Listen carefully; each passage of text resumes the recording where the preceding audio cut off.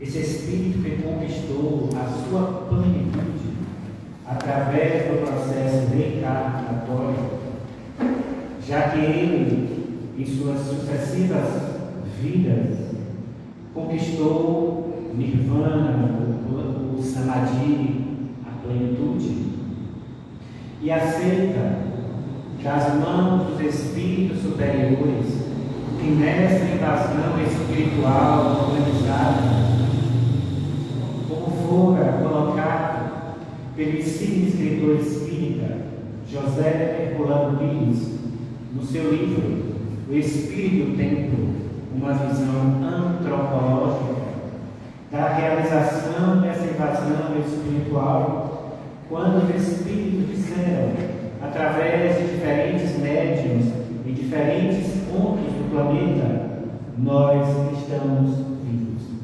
A morte não existe. E nessa programação espiritual liderada pelo próprio Cristo, que no século XVIII teve uma reunião em uma dessas esferas cósmicas com o espírito Lavoisier, o próprio Allan Kardec, o espírito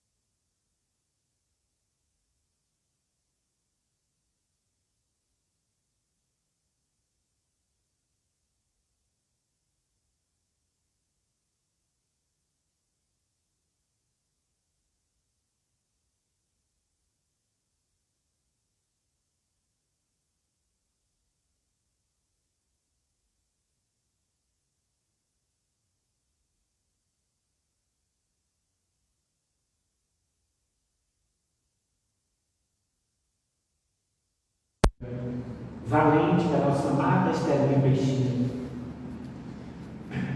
Biritinga, Teofilândia, Ribeira do Pombal, essa região são os antigos romanos reencarnados e que vem agora com essa missão precípua de divulgar o Evangelho.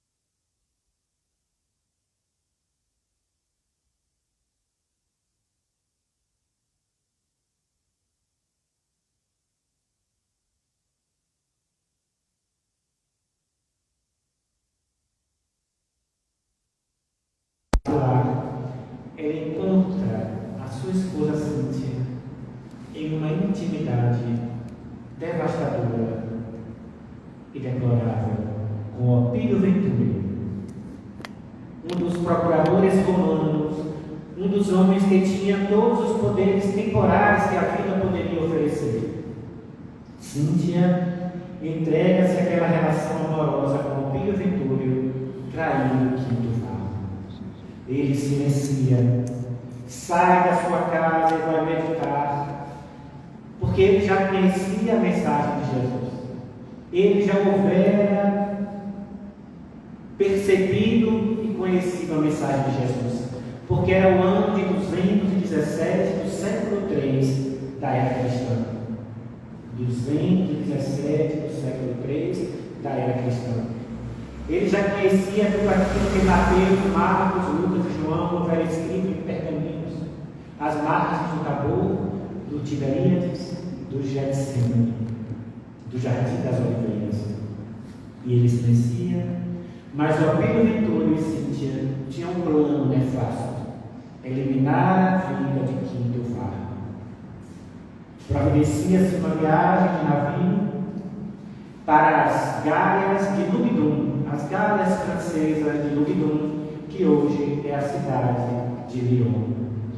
Por isso que alguns mártires do cristianismo, como Leon Denis e o próprio Allan Kardec, nasce nessa cidade, em Lyon, porque ela é as Galhas francesas de Lugdunum, aonde os apóstolos falavam e traziam as mensagens e as promessas da vinda de Jesus e de tudo aquilo que ele semeou. Nessa viagem, Quinto Varro seria assassinado. Só que Flávio Súblio, um dos homens que iria manipular o punhal e iria dar ordem para que outros também manipulassem o punhal, salva, preserva a vida de Quinto Varro, porque o pai de Quinto Varro houvera preservado a vida de um familiar de Flávio Súblio. E ele fala para Quinto Varro: o teu amigo, irmão Corvino, Apio Corvino, está sendo agora morto em seu lugar. E Quinto Varro não aceita, fica nervoso, e ele disse: Varro, não tem mais jeito, o golpe já foi dado. Apio Corvino é o espírito Adolfo Bezerra de Menezes, que antes de entrar nesse livro Ave Cristo, como irmão Corvino, Apio Corvino, ele é o mesmo espírito Zaqueu, que subiu no sicômoro para ver Jesus passar. E Jesus disse: tem depressa, Zaqueu, e descer dessa árvore, porque hoje me hospedarei em tua casa, porque hoje a tua casa recebeu a bênção de Deus.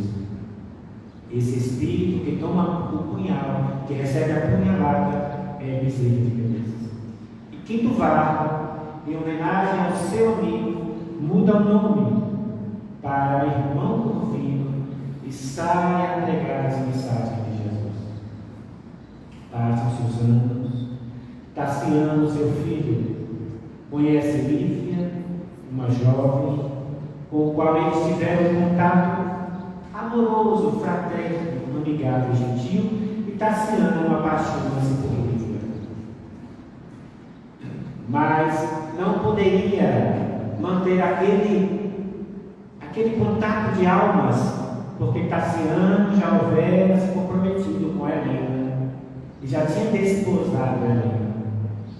Quando ele conhece Lívia naquelas praias, naquelas areias calcárias, ele apaixona-se. É o amor de almas, mas o compromisso com Helena não permitiria que ele ficasse com Lívia. E Helena, por raiva, por não aceitar que o seu Tassiano se aproximasse de Lívia, pede para que uma serva segue Lívia. E Lívia pede a visão. Passam-se os anos. Cíntia, na sua venturosa vida com Opílio Ventúrio, na corte romana, com beberagens, luxo, comidas, óleos, tudo de bom. Mas a doença vem. A tuberculose acomete no corpo e ela passa a ter dificuldades físicas. Cada vez mais o corpo iria passando por um processo de sofrimento e de dor, se degenerando até aproximar-se à morte. E Apio Corvino, na figura de Quinto Varro, nessa transformação moral e espiritual, é convidado por alguns homens para que fosse visitar Cíntia, porque ela estava no leito de morte e sabiam que as curas que ele operava em nome de Jesus poderia curar Cíntia. A adúltera, a traidora, agora estava nos braços de Quinto Varro, na figura de Corvino, quando disse: Cíntia, pense em Jesus. Jesus existe e existiu e permanece conosco. Pisou nas areias calcárias da Galileia. Jesus esteve na casa de Simão Pedro. Jesus esteve com o paralítico de Cafarnaum, Natanael, bem Elias, que queres de mim? Jesus esteve com a mulher hemorroísta que sofria 12 anos. Jesus esteve com o lunático, com o cego, com o esquizofrênico, com o obsidiado de Gadara, nas bodas de Canaã. Ó Cíntia, Jesus esteve e está no planeta, porque ele nunca se afastou do planeta. O Espírito Bezerra de Menezes assevera que Jesus está na terra. Ele nunca se afastou da terra. Ele nunca se afastou daquilo que ele ajudou a criar, que ele é o co-criador, ele é o diretor, o governador espiritual da terra. Então Jesus nunca nos abandonou. E eu fico imaginando o exercício da perseverança que Aristóteles Damasceno Peixinho nos ensinou através do Espírito Marco Antônio. Que todos aqueles que passam por dramas e processos obsessivos fazem a perseverança, que é colocar as mãos nesta posição de antena psíquica em direção aos céus. Fechar os olhos, começar com 5 minutos e pensar só em Jesus. Pensando só em Jesus durante 5 minutos. Não existe espírito menos feliz que consiga se aproximar do nosso psiquismo, porque ele é repelido pelas energias genuínas do Cristo. Então, esse exercício de perseverança nos proporcionará, facultará encontrar a cura psíquica, física e emocional, porque o espírito sadio refletirá no perispírito, que refletirá no corpo físico. Então, o Corvino, naquele momento, está Quinto Varro de Cíntia, pense em Jesus. Ela, quando ouve aquela voz, reconhece: Varro é você. Abraça-o e desencarna.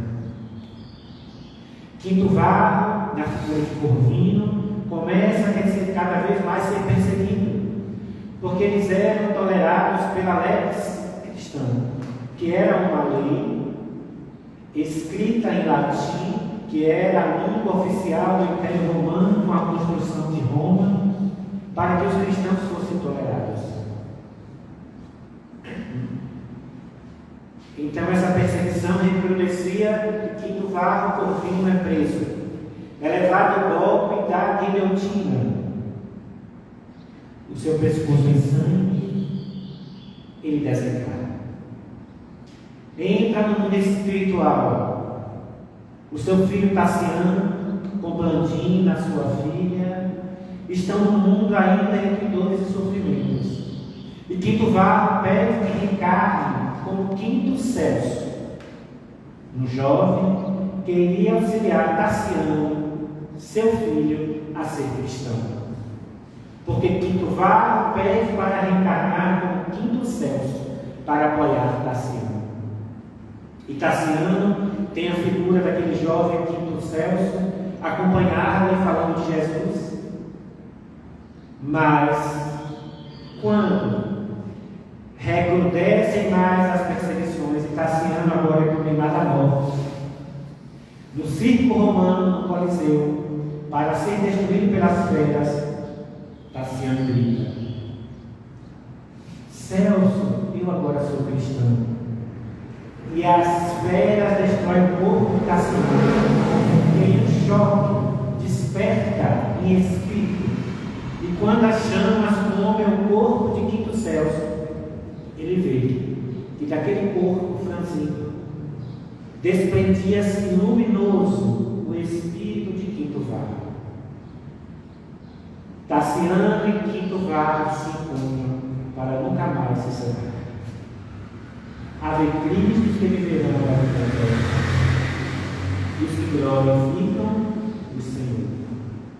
Então Emmanuel nos traz essa mensagem, e no prefácio de Ave Cristo tem uma mensagem muito atual, que fala-nos que a humanidade precisa de Jesus. Que por mais que esse momento pareça ser dele, a humanidade precisa cada vez mais de Jesus. Então os cristãos primitivos, que trouxeram a sua força, a sua luminosidade, para poder corroborar com a mensagem de Jesus, nós temos todos que sentir-nos a esses apóstolos da primeira hora, que doaram as suas vidas, como Lívia Lentúria, que ia para as catacumbas ouvir aqueles que traziam a mensagem de Jesus, como João de Cleófas. Ela iria ali ouvir a mensagem daquele apóstolo, quando for presa, levada ao martírio no Coliseu, apenas com o camafeu que Públio houvera dado. E este camafeu é que possibilita ele reconhecer que a sua esposa houvera sido morta naquele ato tenebroso de ser entregue às feras. Porque 2 soldados bêbados, alcoólicos, traziam aquela peça nas mãos quando ele pede na figura de senador romano para ver aquela joia. E reconhece que era da sua amada Lívia Lentúria, que houvera trocado as roupas com Ana, sua escrava, para poder ir em magotes humanos dar o seu testemunho por Jesus. Ave Cristo que viveram a vida eterna. Nós ficamos também a imaginar a figura de Paulo, quando eles, aquele homem que tinha quase todos os poderes da época, falava grego, hebraico, romano, um doutor da lei, pertencente ao Sinédrio, muda a sua vida, a sua trajetória, depois que encontra o Cristo na estrada de Damasco. Quando ouve: Saulo, Saulo, por que me persegues? Não recalcitre contra os aguilhões. Ele cai naquela cavalaria em completa escuridão. Entra na cidade, hospeda-se, espera Ananias, que vem em nome de Jesus, recebê-lo naquela casa, naquela hospedaria. para poder dar o passe magnético, restituindo-lhe a visão. E Ananias interroga Jesus: por que Saulo? E Jesus disse: Saulo, porque ele é o vaso escolhido por mim. Essa frase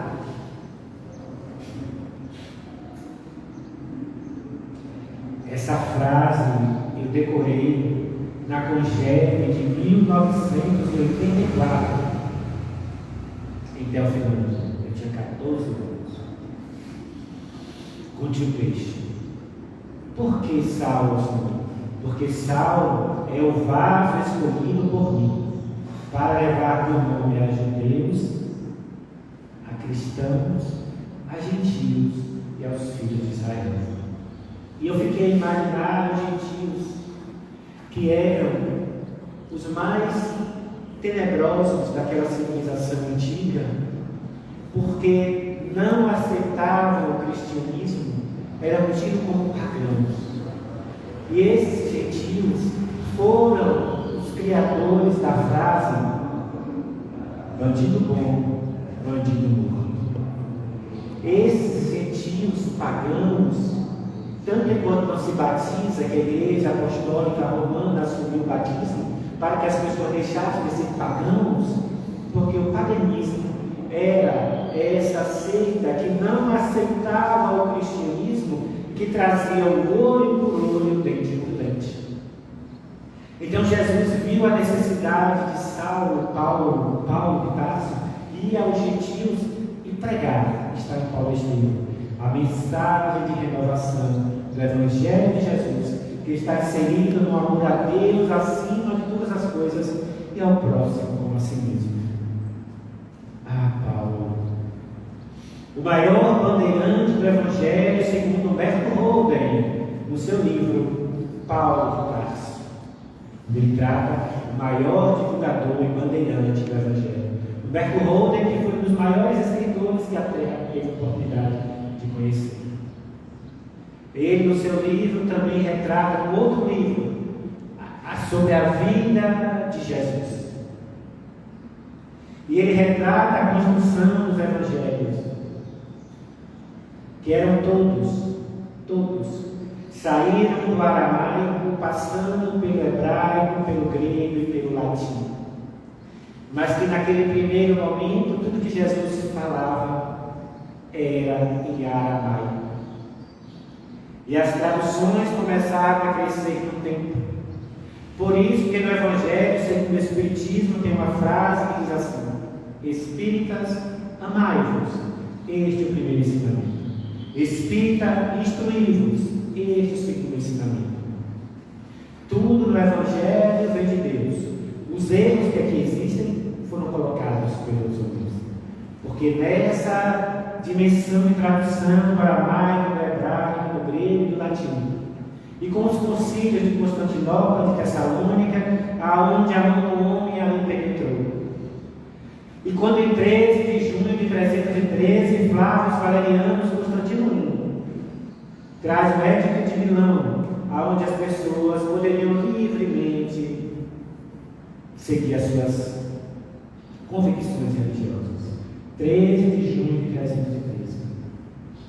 Em 380, Teodósio, também outro imperador, coloca o cristianismo como a religião oficial do Império Romano. E nesse ano de 380, porque 313 é a liberação, 380 é o cristianismo como a religião do Império Romano, ela perde a sua pureza doutrinária. Porque ela começa as vendas de indulgências. E essas vendas de indulgências levou John Cliff a não aceitar esse pensador. Esse pensador que influenciou também, nascido na Boêmia, na Tchecoslováquia, João Hus, que é o mesmo espírito Allan Kardec, que desencarna em Constança, em 6 de julho de 1431, na Boêmia, em uma fogueira. João Hus, por não aceitar as vendas de indulgências, por não aceitar a mensagem do Cristo, ter perdido a pureza doutrinária. E no segundo concílio de Constantinopla, quando, mais uma vez, a reencarnação agora é tirada dos dogmas da Igreja, porque até então a reencarnação pertencia à doutrina cristã. Mas nesse segundo concílio de Constantinopla, em 553, quando Teodora, filha de um domador de ursos, casada com Constantino, era uma antiga meretriz, não aceitava que aquelas mulheres que eram tidas como mal vistas na sociedade, meretrizes, pudessem ocupar o seu mesmo espaço, e manda ceifar a vida dessas 500 prostitutas. Mas porque ela não queria pagar o débito das 500 mortes, ela pede para Constantino tirar a reencarnação dos códigos da Igreja nesse segundo concílio de Constantinopla, em 553. Então, nesse período, a doutrina de Jesus, entrando nas mãos da Igreja, ela perde a sua doutrina, a sua pureza doutrinária. Porque começa as compras, as indulgências, as confissões auriculares, as compras de céus, e tudo isso, o batismo como forma de pureza, esquecendo a lei de causa e efeito, e tudo aquilo que se deve passar pelo mal praticado, pelo simples fato do arrependimento. Mas no livro Céu e Inferno, nessa obra fenomenal, apresenta que para nos livrarmos das dores, temos que ter o arrependimento, o sofrimento e a reparação. Três fases está em céu e inferno: arrependimento, sofrimento e reparação. Porque nós temos que passar por aquilo que nós fizemos o outro sofrer. Está na lei de ação e reação. Então, essa doutrina de Jesus viaja no tempo e espaço a ver Cristo que viveram a vida eterna. Encontra a figura de Joana d'Arc na França, no século XV, em 1431. Em 1412, ela reencarna Joana d'Arc, que é o espírito Judas, que Richard Simonetti, no seu belíssimo artigo Discípulo Iludido, retrata o encontro que teve na Palestina, que está no livro Crônicas de Aretuno, de Chico Xavier, através do espírito Humberto de Campos, de 1953, onde ele retrata esse encontro de Judas, que fala que o mundo hoje vem de Jesus no atacado e no varejo. Mas que ele não vendera Jesus, ele tinha um ideal, e que teve as influências nefastas orientando a entrega do Mestre. Então, nós observamos que Joana d'Arc vem em 1412, no século XV, desencarna em 1431, na fogueira, porque ela ouvia São Miguel, Santa Catarina, Santa Margarida, ela ouvia os imortais pela libertação da França em relação ao povo inglês. Então, havia cristos que viveram a vida eterna. Todos nós fazemos parte dessa conjuntura espiritual. E quando o livro Brasil, Coração do Mundo, Pátria do Evangelho, Humberto de Campos faz essa trajetória nos apresentando do mundo espiritual superior, o Espírito Léo, ou Elinho em hebraico, quando traz esse guia espiritual de Portugal, juntamente com Ismael, as paisagens da Estrela do Sul, as paisagens desse novo continente, aonde surgiria essas novas terras, com gente simples, os civícolas, os índios, e desses espíritos que deveriam catequizá-los a posteriori, como Fabiano de Cristo, como Emmanuel, padre da Nóbrega, e o espírito Fabiano de Cristo, que viria junto com ele, nessa dupla, para poder catequizar os índios, para poder trazer o Evangelho de Jesus na primeira missa na Bahia, em Porto Seguro, aonde ali trouxeram para os índios o Evangelho do nosso Senhor Jesus Cristo.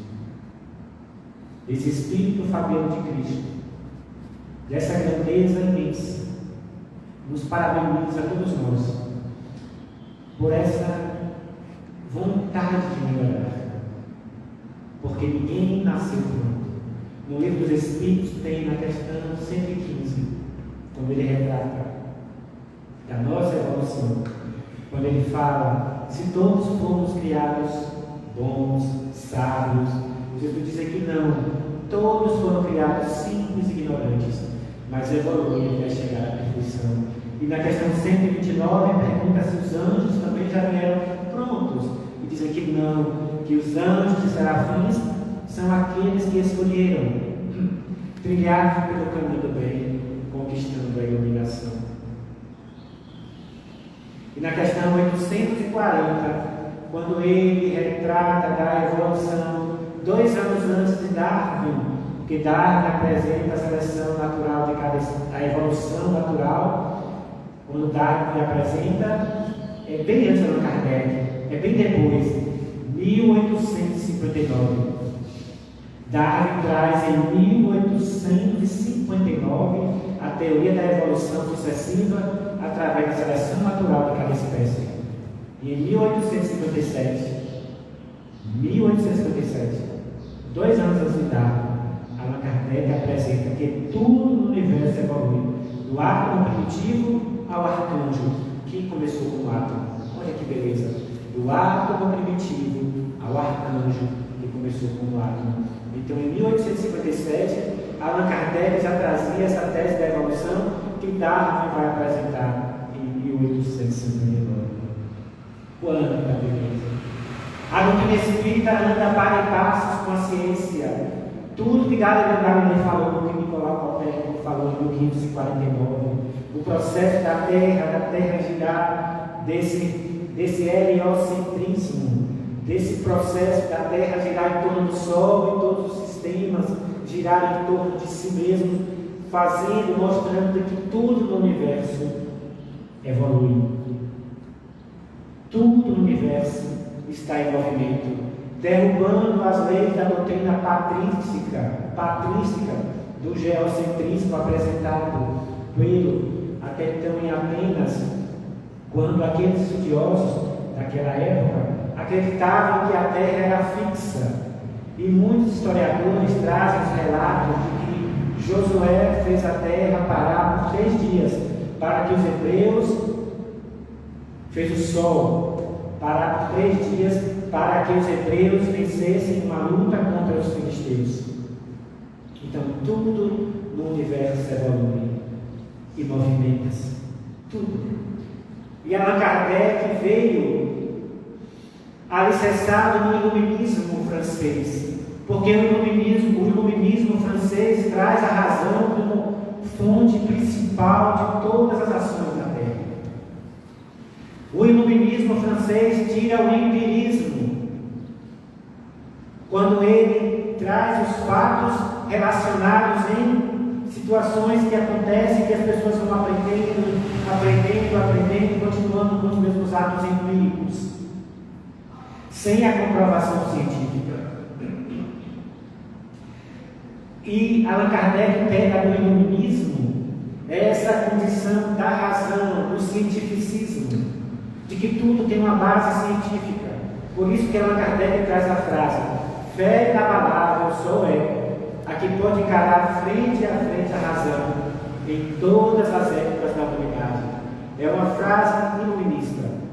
É uma frase da França, de Paris, da Cidade de Luz, que tudo tem um cunho científico, procurando bases científicas para poder analisar e dizer que não existem milagres, que tudo está inserido no processo da natureza. Ave Cristo que veio da terra.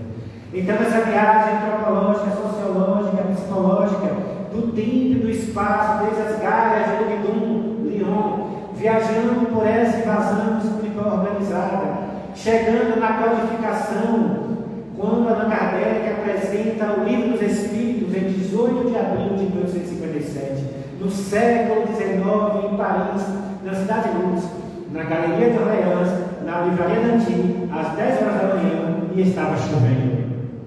E aquelas pessoas ali sentiam aquele clima da França, porque estava saindo de um período e entrando em outro. Então a França ainda estava um pouco fria, aquela cidade de Paris.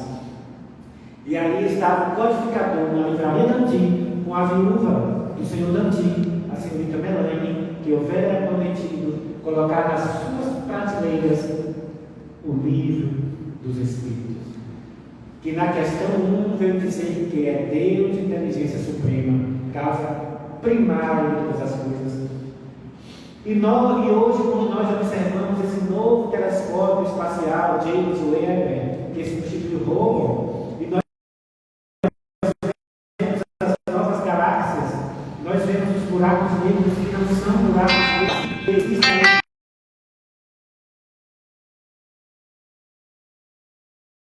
todas essas questões espaciais, a Lua, o Sol, o sistema, os planetas, as emigrações de espíritos, as migrações de espíritos.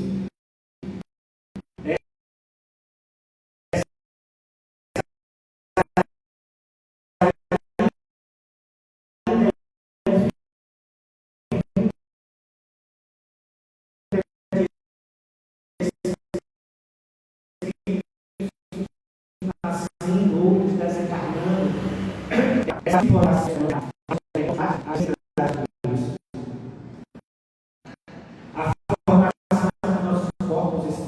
espirituais, como é constituído o casal, como é constituído o nosso corpo espírito, como é constituído o nosso corpo físico, que nas manifestações na França, como também na Inglaterra,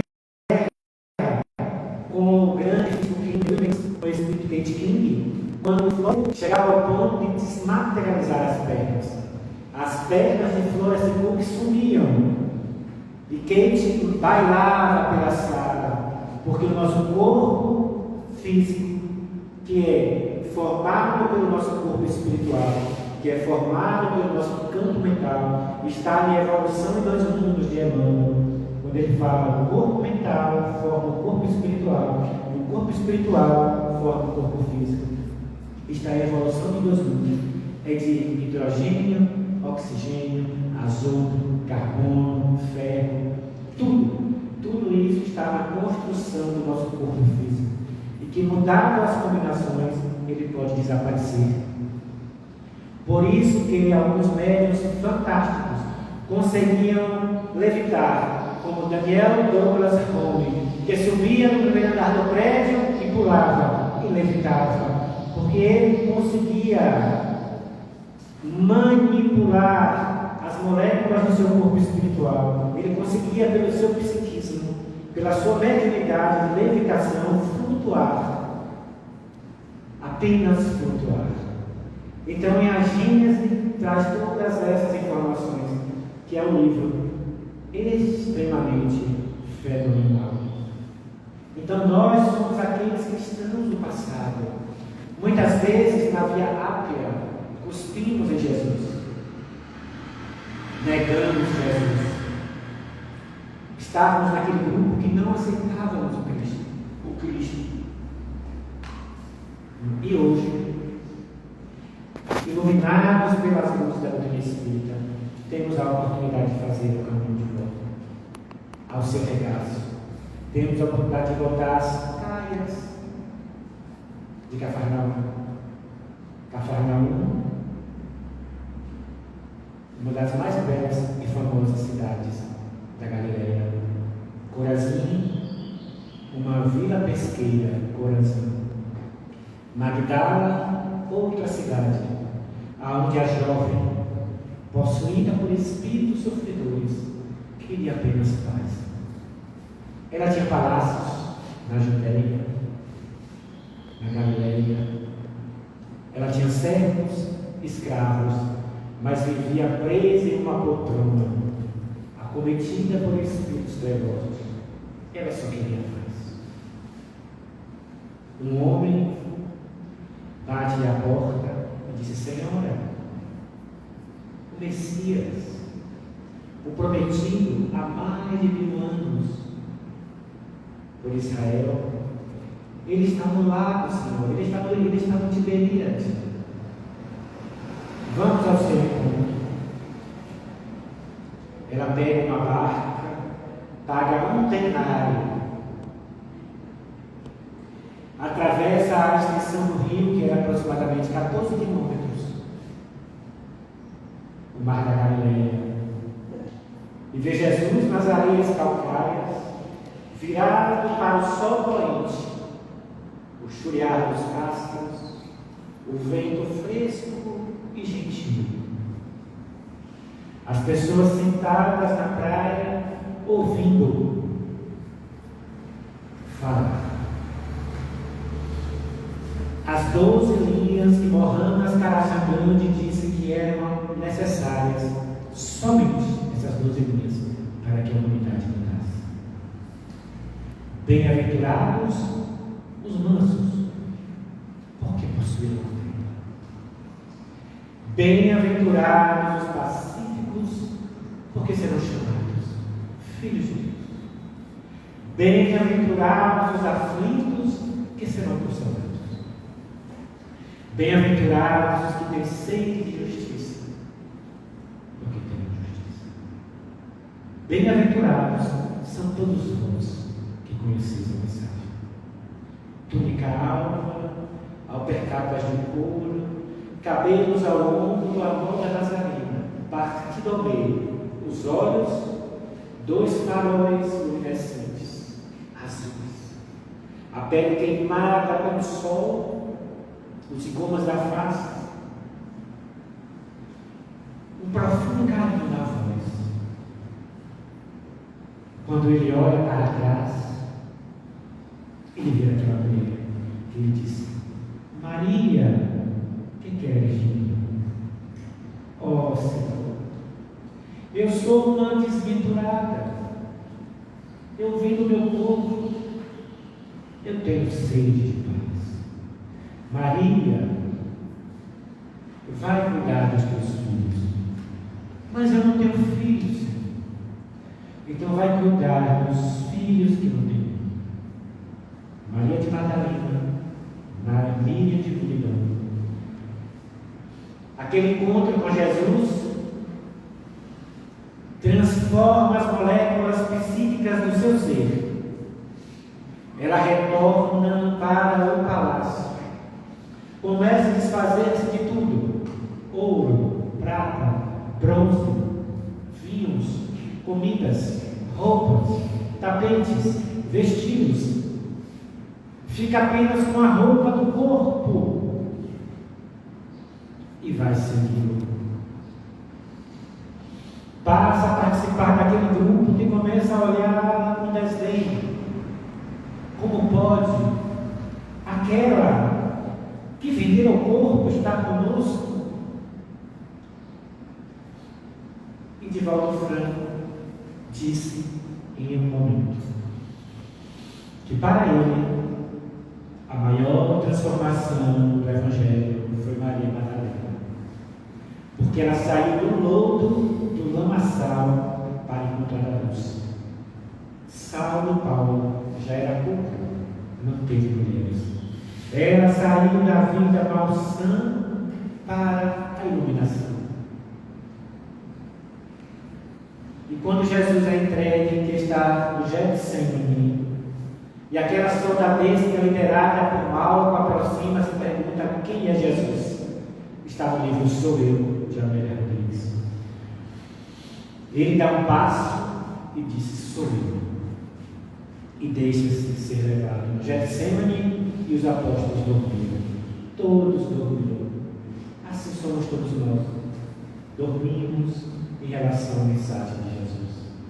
Precisamos acordar para a mensagem da paz, do amor, da concretude, da benevolência, da renovação moral e espiritual da vida humana.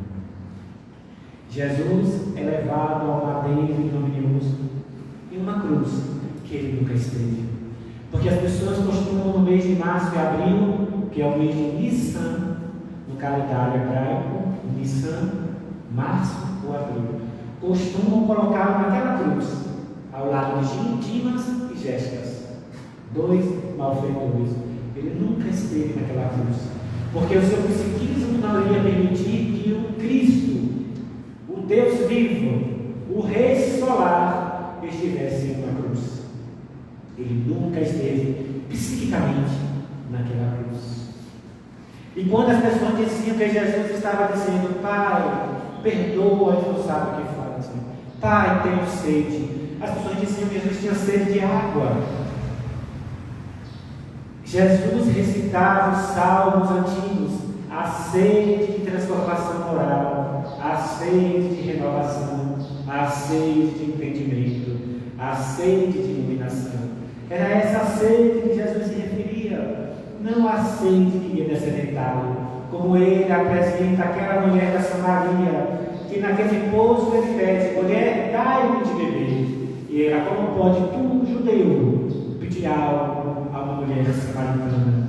Já que as guerras entre a Judéia e a Samaria, que era um povo desdenhado, tido como maldição, é intensa. E ele: mulher, se tu soubesses quem te pede água, tu te darias de beber.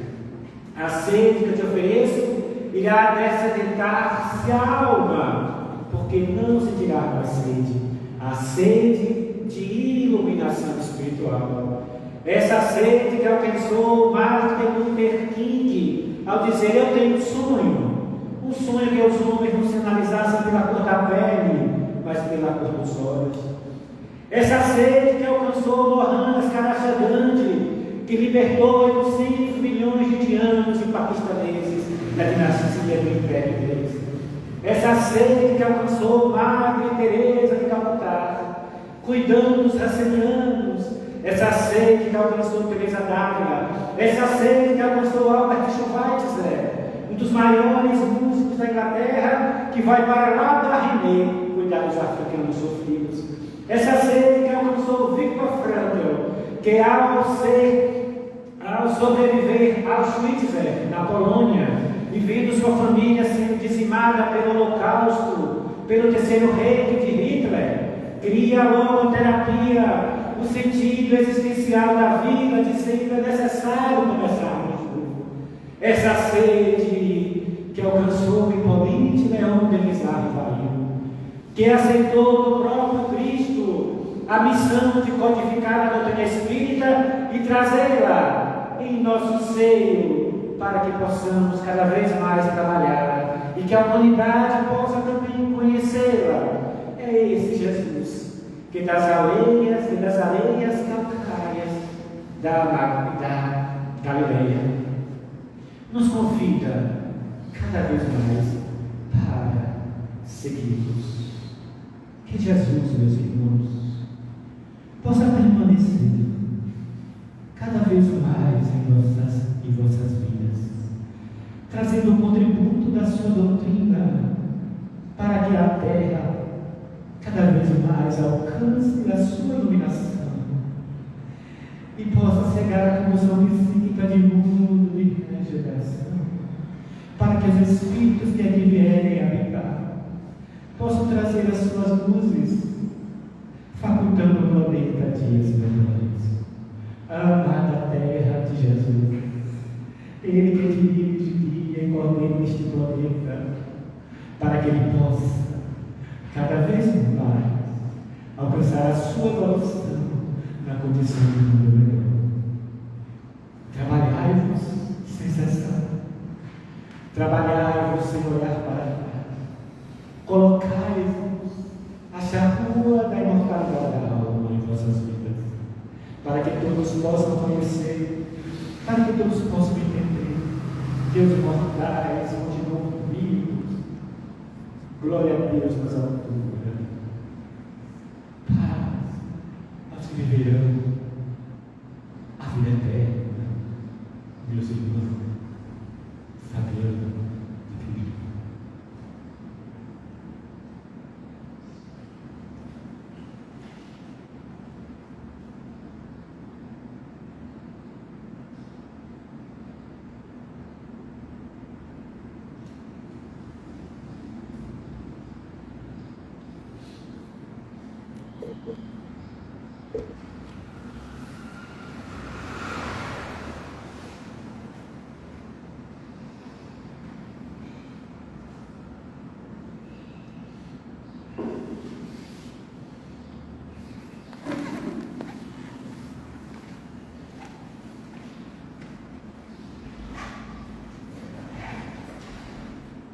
Gratidão ao nosso irmão Oswaldo por essa palestra muito boa. Vamos agora pedir, Jurandir, fazer uma oração no final. E logo após a gente vai passar a sala de passos, certo? Eu quero dar um aviso também que nós estamos funcionando um pré-show lá em cima, no primeiro andar, e o memorial do Centro Espírita Mundo da Verdade, que é criado, vai fazer já um ano, né? Ainda está faltando algumas coisas, mas as pessoas que puderem visitar estão abertas aqui a semana toda, no período das 9 às 11 da manhã, de segunda a sexta, né? Tanto a livraria quanto o memorial, o salário e o pré-show. E nossa biblioteca também está aberta nesse período, certo? Então, a gente pode